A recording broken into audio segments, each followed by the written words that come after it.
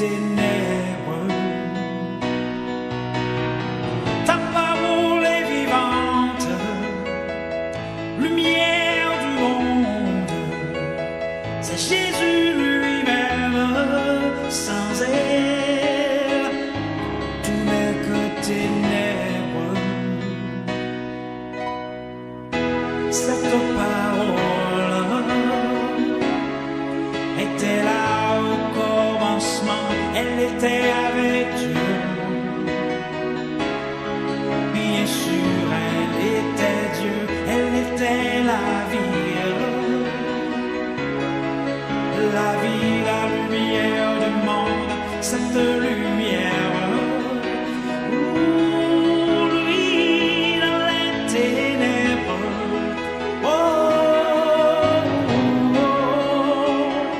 Ta parole est vivante, lumière du monde. C'est Jésus lui-même, sans elle, tout n'est que ténèbres. Ta parole est vivante, lumière du monde. C'est Jésus lui-même, sans elle. Et voilà, bonsoir tout le monde. Nous sommes plus que contents ce soir de pouvoir être avec vous. Nous sommes le dimanche 26 mai 2020 et c'est encore un plaisir de pouvoir rentrer chez vous pour vous apporter votre émission tant chérie, tant aimée, la parole. Je suis Dina Rémy Benoît.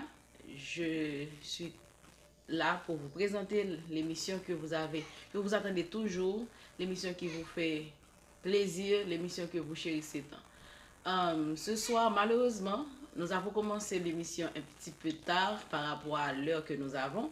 Nous n'allons pas pouvoir citer tous les noms, bien saluer de manière particulière tous les noms habituellement que nous citons à travers nos émissions. Mais vous savez que nous vous aimons beaucoup. Vous êtes dans notre cœur et je vous fais une salutation particulière.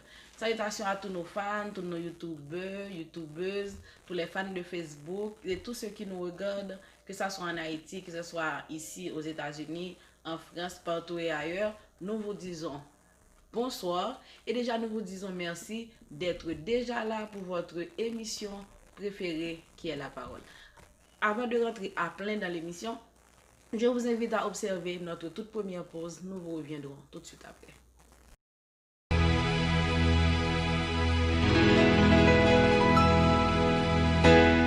Ta parole est une lampe à mes pieds, elle me dirige toujours dans le droit chemin. Nous voici de retour après la pause pour la présentation de l'émission. Ce soir, comme je vous ai promis, nous allons avoir une autre partie du sujet concernant la prière. Avant de faire une étude globale sur la prière, nous avons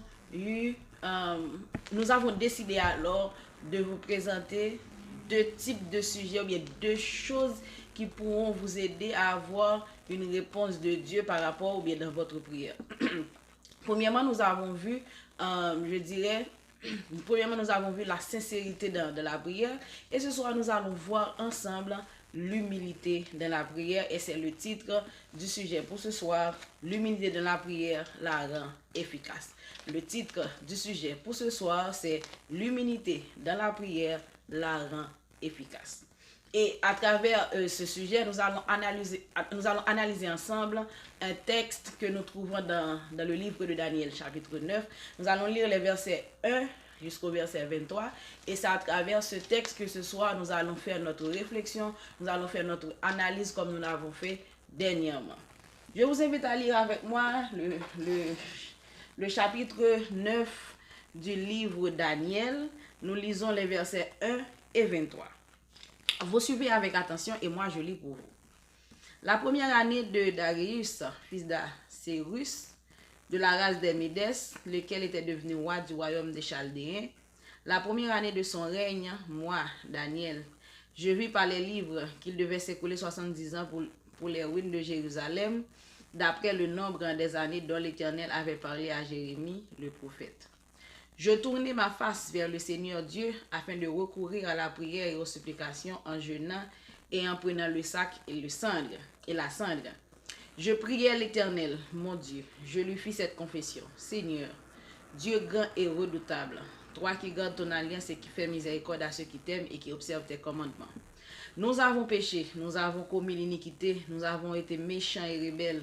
Nous nous sommes détournés de tes commandements et de tes ordonnances. Nous n'avons pas écouté tes serviteurs, les prophètes qui ont parlé en ton nom à nos rois, à nos chefs, à nos pères et à tout le peuple du pays.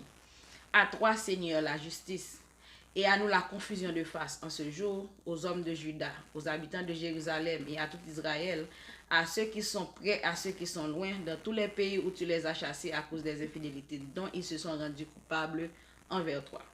Seigneur, à nous la confusion de face, à nos rois, à nos chefs, à nos pères, parce que nous avons péché contre toi. Auprès du Seigneur notre Dieu, la miséricorde et le pardon, car nous avons été rebelles envers lui. Nous n'avons pas écouté la voix de l'Éternel notre Dieu pour suivre ses lois qu'il avait mises devant nous par ses serviteurs les prophètes. Tout Israël a transgressé ta loi et tout s'est détourné pour ne pas écouter ta voix. Alors se sont répandues sur nous les malédictions et les imprécations qui sont écrites dans la loi de Moïse, serviteur de Dieu, parce que nous avons péché contre Dieu. Il a accompli les paroles qu'il avait prononcées contre nous et contre nos chefs qui nous ont gouvernés. Il a fait venir sur nous une grande calamité et il n'en est jamais arrivé dans le ciel entier une semblable à celle qui est arrivée à Jérusalem.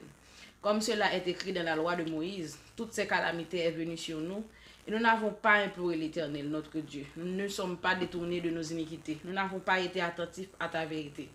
L'Éternel a veillé sur cette calamité et l'a fait venir sur nous, car l'Éternel, notre Dieu, est juste dans toutes les choses qu'il a faites, mais nous n'avons pas écouté sa voix.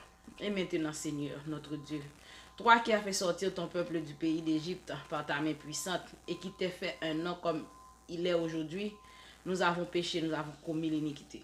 Seigneur, selon ta grande miséricorde, que ta colère et ta fureur se détournent de ta ville de Jérusalem, de ta montagne sainte, car à cause de nos péchés et des iniquités de nos pères, Jérusalem et ton peuple sont en opprobre et à tous ceux qui nous entourent. Maintenant, donc, ô notre Dieu, écoute la prière et les supplications de ton serviteur, et pour l'amour du Seigneur, fais briller ta face sur ton sanctuaire dévasté. Mon Dieu, prête l'oreille et écoute. Ouvre les yeux, regarde nos ruines. Regarde la ville sur laquelle ton nom est évoqué. Car ce n'est pas à cause de notre justice que nous te présentons nos supplications, c'est à cause de tes grandes compassions. Seigneur, écoute. Seigneur, pardonne. Seigneur, sois attentif. Agis et ne tarde pas, par amour pour toi, ô mon Dieu, car ton nom est évoqué sur ta ville et sur ton peuple. Je parlais encore, je priais, je confessais mon péché et le péché de mon peuple d'Israël. Et je présentais mes supplications à l'Éternel, mon Dieu, en faveur de la sainte montagne de mon Dieu.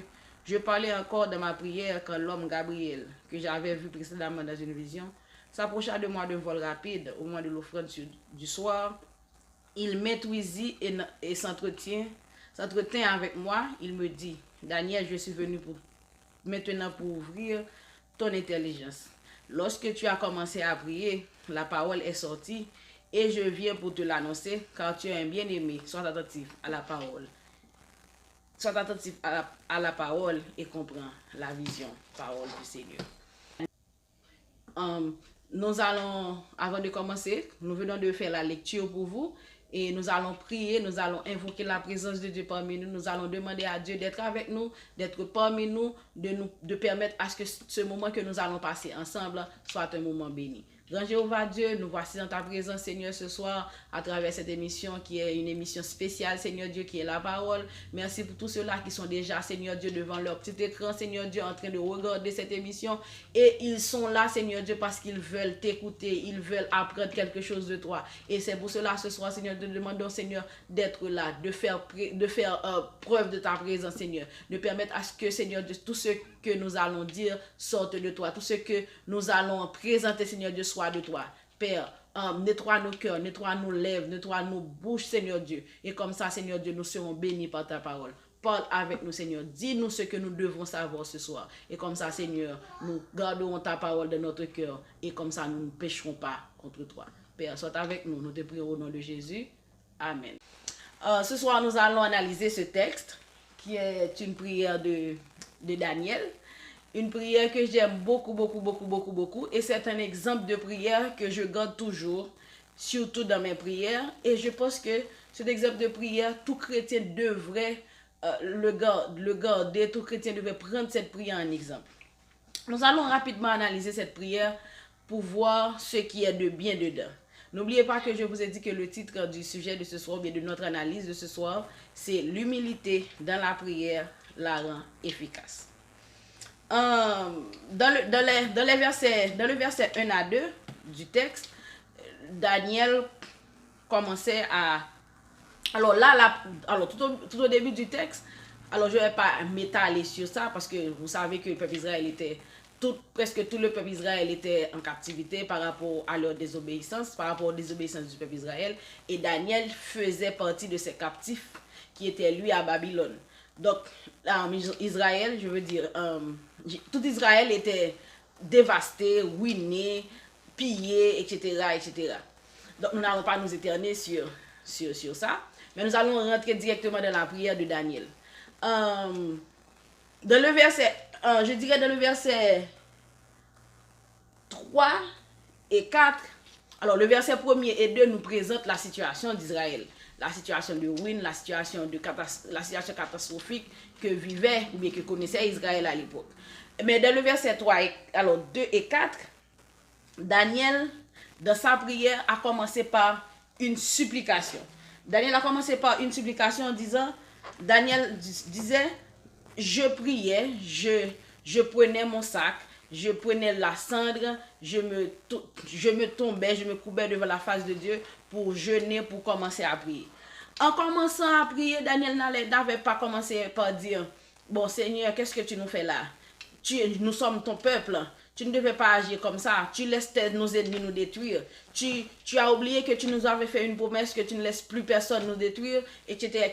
Daniel pouvait bien commencer ainsi. Daniel pouvait bien commencer par dire que, mais Seigneur, qu'est-ce que tu fais comme ça? Mais Seigneur, je ne comprends pas. Israël n'est plus ton fils. Israël n'est plus ton peuple. Pourquoi tu n'as pas gardé tes promesses envers nous? Seigneur, si tu ne fais rien, nous allons t'abandonner. Seigneur, si tu ne fais rien, nous allons te rejeter. Non. Daniel a commencé par supplier Dieu.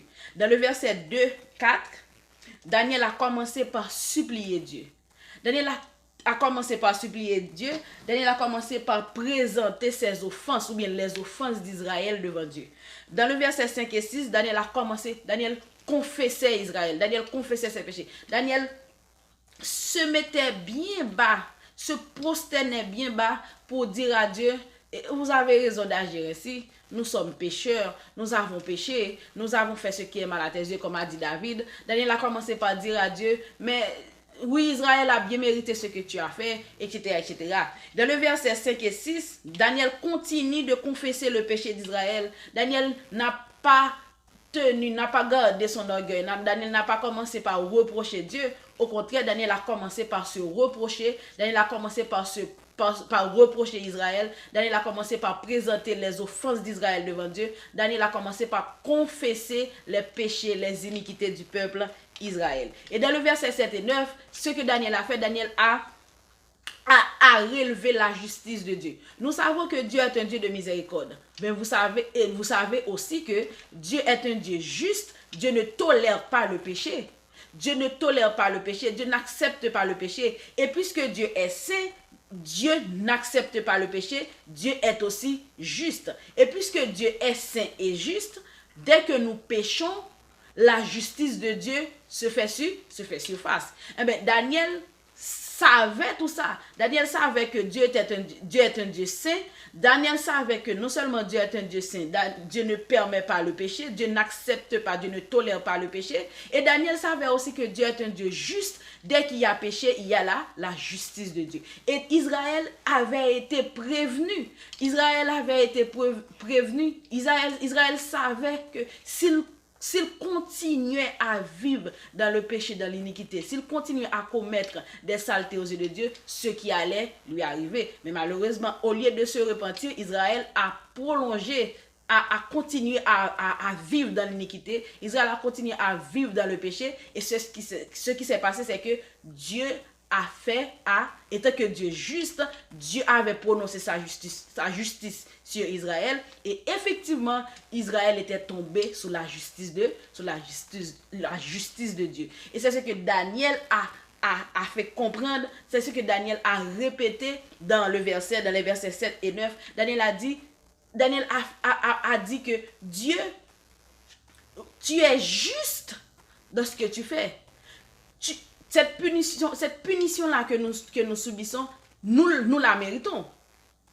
Voyez? Donc Daniel, dans le verset 9 et 14, Daniel continue à confesser le péché d'Israël et continue à reconnaître, à accepter la justice de Dieu, à accepter ce qui est arrivé à Israël, parce que Daniel a jugé bon, Daniel a estimé que c'était juste, pas parce que Dieu était méchant, pas parce que Dieu n'était plus miséricordieux, pas parce que Dieu n'aimait plus Israël, parce que tout simplement Israël a désobéi et Israël a subi la justice de Dieu. Et dans la prière de Daniel a reconnu cela. Dans le verset 15 jusqu'au verset 20, jusqu'au verset 19, et là lorsque Daniel a fini de confesser les péchés d'Israël, ses péchés, à partir du verset 15, Daniel allait commencer par supplier la grâce de Dieu, par supplier le pardon de Dieu, par supplier la faveur de Dieu.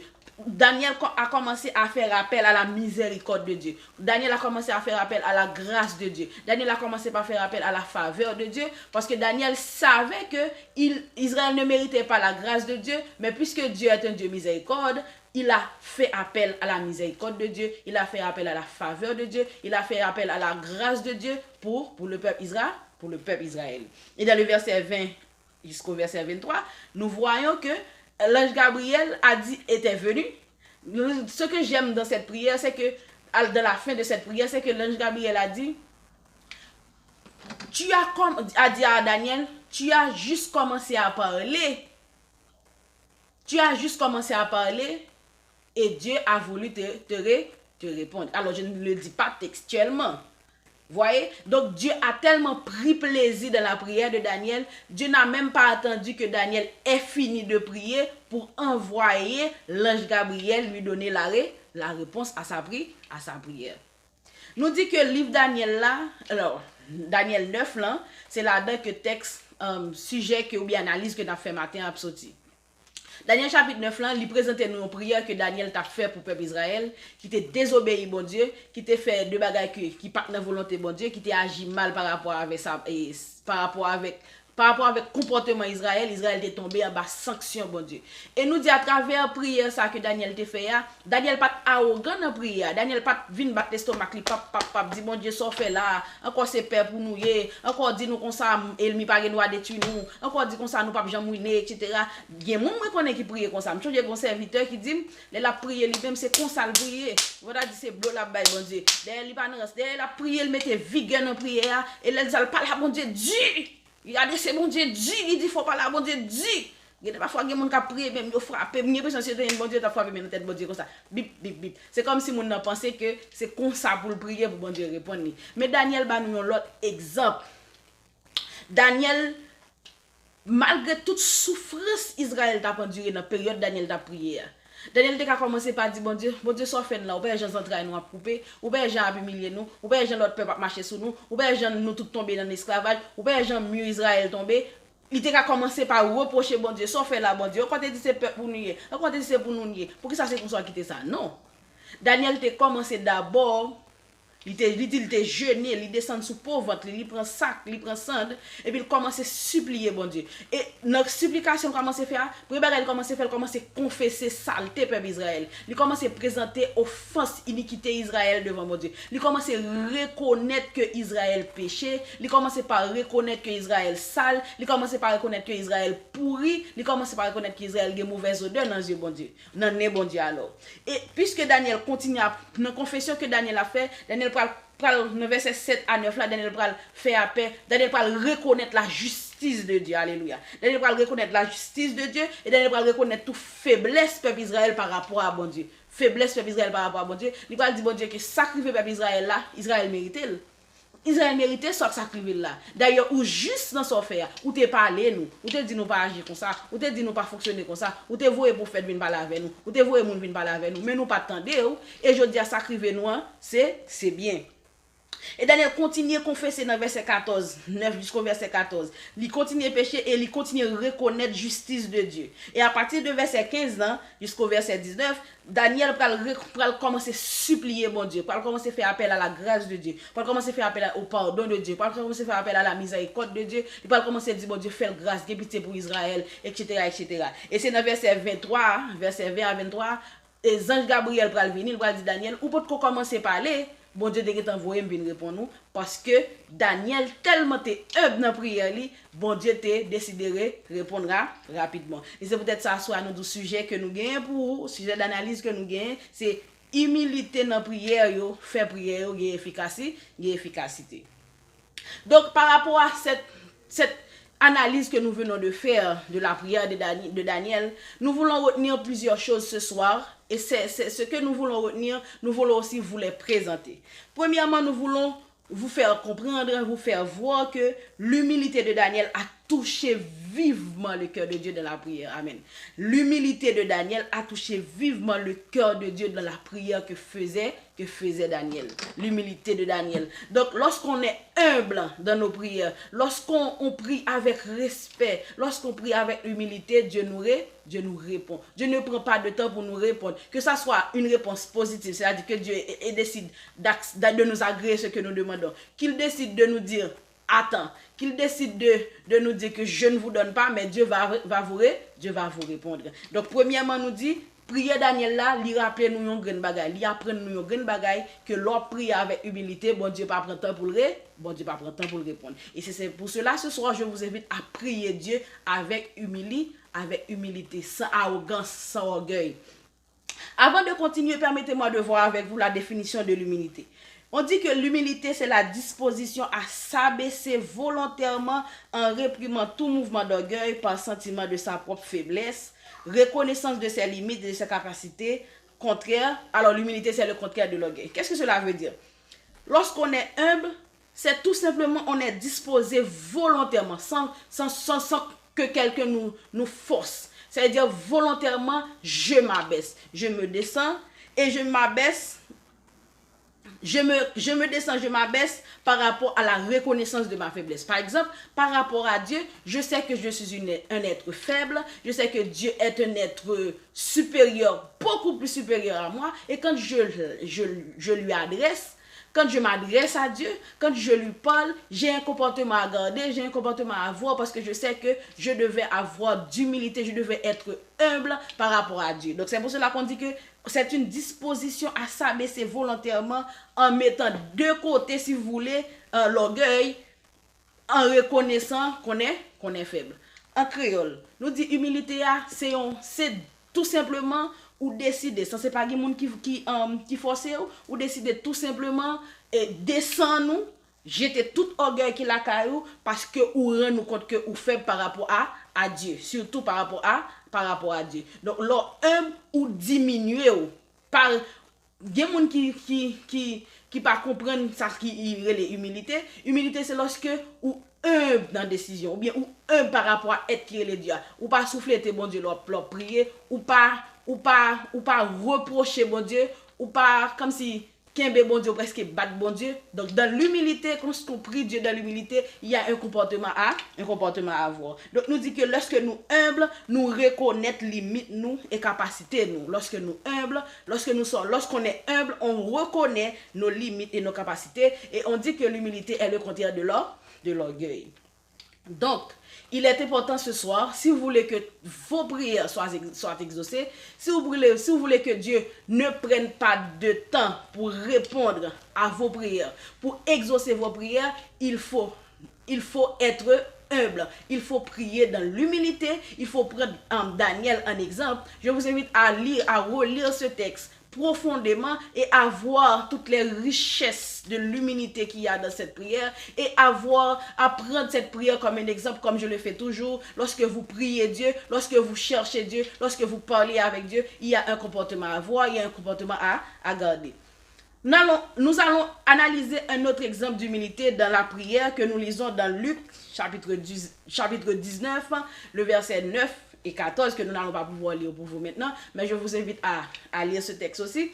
Ce texte nous parle de deux personnes qui étaient venues prier Dieu. L'un était un républicain, l'autre était un pharisien. Le pharisien, sachant qu'il est l'ami de Dieu, qu'il est parfait, il est venu en se haussant la tête, en disant que moi je n'ai pas péché, j'ai donné des offrandes, je fais ceci, je fais cela, je ne suis pas comme ce républicain qui est sale, je ne suis pas comme ce républicain qui n'est pas propre, je suis digne, je suis clair, etc., etc.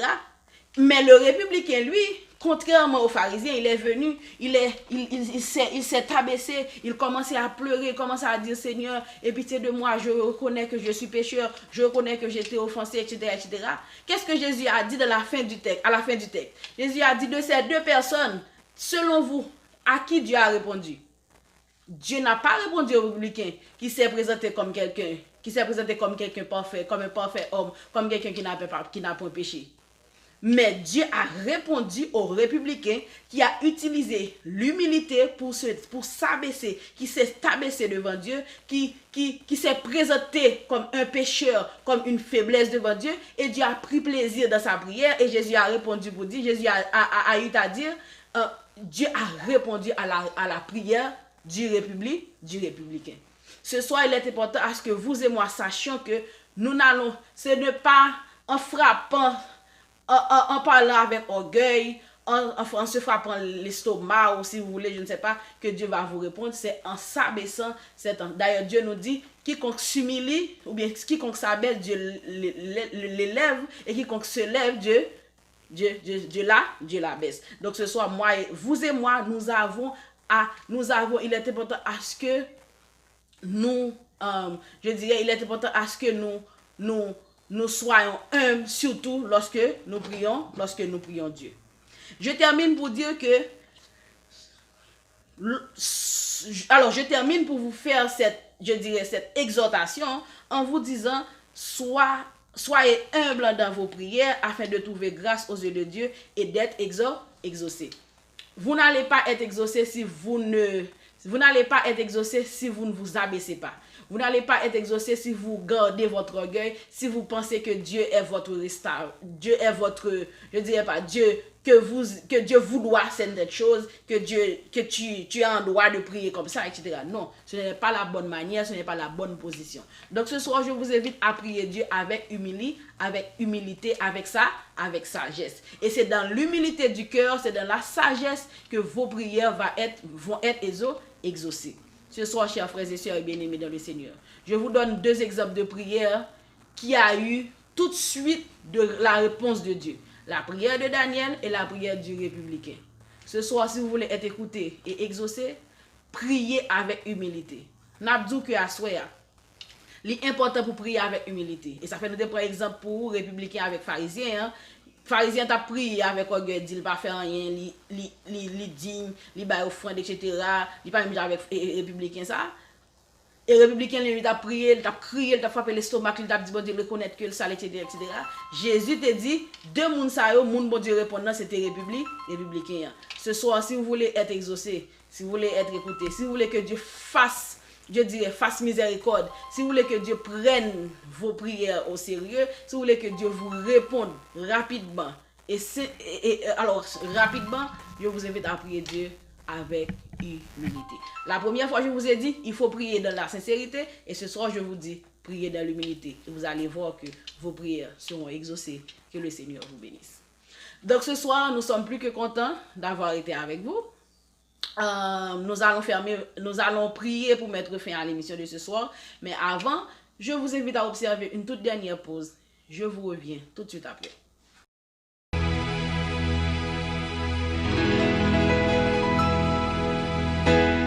Ta parole est une lampe à mes pieds. Elle me dirige toujours dans le droit chemin. Nous sommes de retour après la pause pour mettre fin à l'émission de ce soir. Je vous invite à fermer vos yeux et je vais prier pour vous.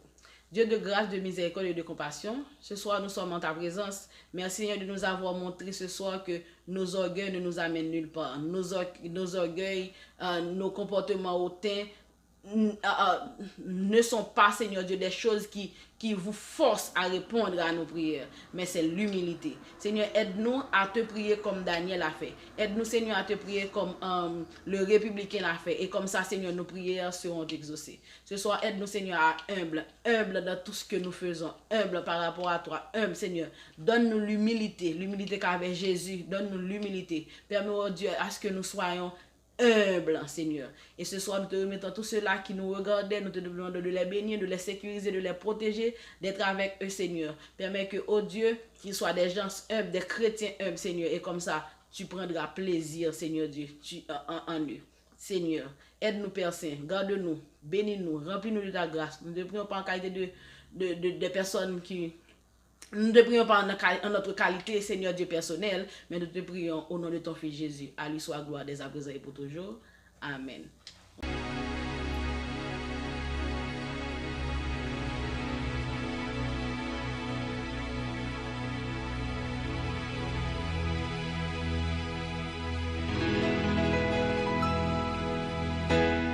Ta parole est une lampe à mes pieds, elle me dirige